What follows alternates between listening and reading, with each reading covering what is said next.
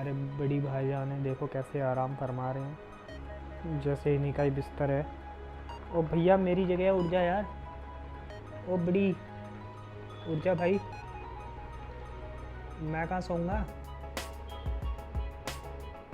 सही है बेटा, मौज तो तुम्हारी ही है, हम तो बस टाइम पास कर रहे हैं।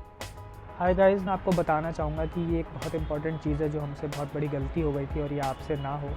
तो हमने क्या किया, हमने एयरपोर्ट में एंटर कर लिया, चेक इन कर लिया। चेक इन करने के बाद सिक्योरिटी चेक इन हो गया। उसके बाद हम बैट रिफ़ंड वाले काउंटर पे गए और मैंने ख़रीदे थे परफ्यूम्स। तो परफ्यूम्स मैंने अराउंड 20,000 के आसपास ख़रीदे थे, 21,000 के 4-5-6 परफ्यूम्स मैंने ख़रीदे थे, सारे ब्रांडेड परफ्यूम्स थे। तो अगर आपने ट्रैवल किया आपको पता होगा कि परफ्यूम्स जो है वो हैंड बैगेज में अलाउड नहीं होते हैं। कोई भी liquid inflammable liquid hand baggage में अलाउड नहीं होता है, तो वो आपको चेक इन बैग में रखना पड़ता है। जब मैं बैट रिफ़ंड कराने गया 5% जो कि 49 दिरहम्स के आसपास था, मतलब कि 1,000 रुपये के आसपास, तो उन्होंने बोला कि सिस्टम का एरर आया है और आपके पास ये प्रोडक्ट है जिसका आप रिफ़ंड ले रहे हैं, आपको शो करना पड़ेगा। मैंने बोला यार मेरे पास तो नहीं है, मैंने चेक इन बैग में डाल दिया है और परफ्यूम है तो मैं हैंड बैगेज में ले जा भी नहीं सकता हूँ। तो इसके लिए उन्होंने साफ़ मना कर दिया। उन्होंने बोला कि आपके पास अगर प्रोडक्ट नहीं है इन योर पोजीशन तो हम आपको रिफ़ंड नहीं दे सकते। तो देखिए, कुछ ऐसी चीज़ें हैं, उनका एक सिस्टम है जो कि जब भी वो आपको बैट रिफ़ंड करते हैं तो उनका सिस्टम है वो रैंडमली कभी कभार एरर भी जनरेट कर देता है। एरर जनरेट नहीं मतलब आपको जो आपका सामान है जो आपने ख़रीदा है वहाँ से, जिसके लिए आप बैट रिफ़ंड चाह रहे हैं, वो आपके साथ में होना चाहिए, आपके पोजीशन में होना चाहिए, आपको दिखाना पड़ सकता है। वो रैंडमली जो सिस्टम है उनका वो पूछ लेता है कि आप शो करो आइटम।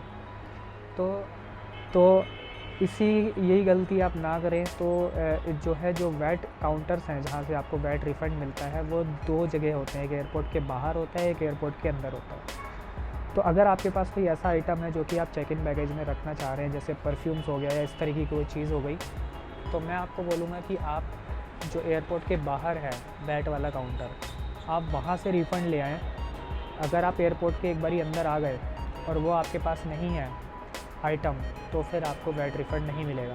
तो इलेक्ट्रॉनिक्स और ज्वेलरी, गोल्ड, उसके लिए आप एयरपोर्ट के अंदर से रिफ़ंड ले सकते हैं क्योंकि वो आपके हैंड बैगेज में अलाउड होता है। इनफैक्ट इलेक्ट्रॉनिक्स सब आप हैंड बैगेज में ही ले जाना होता है, तो आप इलेक्ट्रॉनिक्स का कोई भी रिफ़ंड हो वो आप एयरपोर्ट के अंदर से क्लेम कर सकते हैं। बट अगर आपका ऐसा कुछ आइटम है जैसे परफ्यूम्स हो गया या और नॉर्मल भी कोई आइटम है जो आपने अपना चेक इन बैगेज में रखा है, तो वो आइटम आप बाहर से ही रिफ़ंड कराएं तो बेहतर होगा। मेरा 49 दिरहम्स का नहीं 1,000 रुपये का नुकसान हो गया था। मेरे दोस्तों का भी हुआ, किसी का 17 दिरहम का, किसी का 40 दिरहम का। तो अगर मैं वो मेरे पास आइटम होता या अगर मैं बाहर से कराता तो मेरे 1,000 रुपये और बच जाते। तो ये एक चीज़ है जो आप लोगों को ध्यान में रखनी है। दूसरा ये है कि जब भी आप शॉपिंग करेंगे तो आप वहाँ पर 2 तरीके से शॉपिंग होती है। एक होता है कि जो शॉपकीपर है वो आपको वैट लगाएगा ही नहीं, जो कि मेरे इलेक्ट्रॉनिक्स के साथ हुआ था। मैंने जो अपना ये गिम्बल लिया था तो उन्होंने इस पर वैट ही नहीं लगाया, जो विदाउट वैट प्राइस था उसी पे उन्होंने मेरे को दे दिया था, तो मुझे इसके वैट रिफ़ंड की कोई ज़रूरत नहीं पड़ी। जो दूसरा मैंने आइटम ख़रीदा था, परफ्यूम्स जो मैंने ख़रीदे थे, उसका जो उन्होंने बिल बनाया उसमें उन्होंने वैट इंक्लूड किया था। तो जो वैट इंक्लूड करेंगे वो आपको एक स्टिकर लगा के देंगे, बार कोड, वो आप ज़रूर लगवा लीजिए उनसे। आप उनको बोलिए कि मुझे इसका वैट रिफ़ंड चाहिए, आप इस पर स्टिकर लगा दीजिए। वो आपको एक स्टिकर बार कोड आपके बिल के पीछे लगा के दे देंगे, जो कि वो बार कोड आपका एयरपोर्ट पर स्कैन होता है और वहीं से ही आपको उसका रिफ़ंड मिलेगा। वो आपसे आपका पासपोर्ट लेंगे, पासपोर्ट को स्कैन करेंगे, उसमें आपकी डिटेल्स भरेंगे, पासपोर्ट नंबर, एक बार कोड जनरेट करके देंगे। वो बार कोड आपके जो भी आपका बिल है उसके ऊपर वो लगा देंगे और तभी आपको वैट रिफ़ंड मिलेगा। अगर आप ये बार कोड लगवाना भूल गए तो माफ़ कीजिएगा, फिर आपको वैट रिफ़ंड नहीं मिलेगा। तो इन चीज़ों का आप हमेशा ध्यान रखिएगा अगर आप वैट रिफ़ंड लेना चाहते हैं। आईफोन्स की शॉपिंग के लिए मीना बाज़ार में एक सिटी चॉइस शॉप है। सिर्फ मैं ही नहीं, जिस भी आप से बात करेंगे 80% अगर लोग आते हैं दुबई और आईफोन्स की शॉपिंग करने, वो वहीं से ही आते हैं।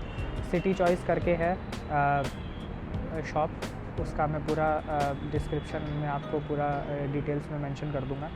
आप वहाँ से जाके लें। इंडियन लोग हैं, साउथ इंडियंस हैं आई गेस वहाँ पर काफ़ी सारे, केरलाइट्स, वो आपको मिलेंगे। बारगेनिंग करना बिल्कुल मत भूलिएगा, बारगेनिंग बहुत चलती है, इंडिया के तरह तो नहीं बट स्टिल काफ़ी ज़्यादा बारगेनिंग वहाँ पर होती है। जैसे कि अगर मैं बताऊँ तो जो मेरा उन्होंने बिल बनाया था वो अराउंड 980 या 1000 दिरहम्स के आसपास था, और जो मैंने उनसे बारगेनिंग करके 900 या 920 के आसपास मैंने करवा लिया था। तो इतना तो मार्जिन बहुत ईज़िली होता ही होता है। वहाँ से आप मार्जिन काफ़ी बारगेनिंग करें, अपनी इंडियन बारगेनिंग स्किल्स का पूरा भरपूर फ़ायदा उठाएं और उनसे बारगेनिंग करें। डेफ़िनेटली वो लोग कम करते हैं, मार्जिन होता है, तो ये बात का ज़रूर ध्यान रखें।